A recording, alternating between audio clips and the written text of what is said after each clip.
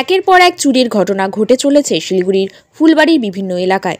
চুরির ঘটনায় রীতিমতো চিন্তার ভাঁজ পুলিশ প্রশাসনের কপালে। ইতিমধ্যে ফুলবাড়ি এলাকায় বাড়তি নজরদারি শুরু করেছে পুলিশ। মঙ্গলবার অর্থাৎ গতকাল গভীর রাতে টহলের সময় এমনই অস্ত্র নিয়ে 3 জনকে গ্রেপ্তার করল শিলিগুড়ি এনজিপি থানার সাদা পোশাকের পুলিশ। এদিন কাশ্মীর কলোনির একটি মাঠ থেকে মেহবুব আলম বাড়ি কালিঙ্গিনী, সায়ন মালাকার বাড়ি কাশ্মীর কলোনি, বসন্ত কুমার রায় বাড়ি নৌকাঘাট, এই 3 জনকে গ্রেপ্তার করে পুলিশ। তাদের কাছ থেকে উদ্ধার হয় ধারালো অস্ত্রসহ বেশ কিছু সরঞ্জাম। বুধবার অর্থাৎ আজ ধৃতদের জলপাইগুড়ি আদালতে পাঠানো হয়। Bureau report, news hub daily.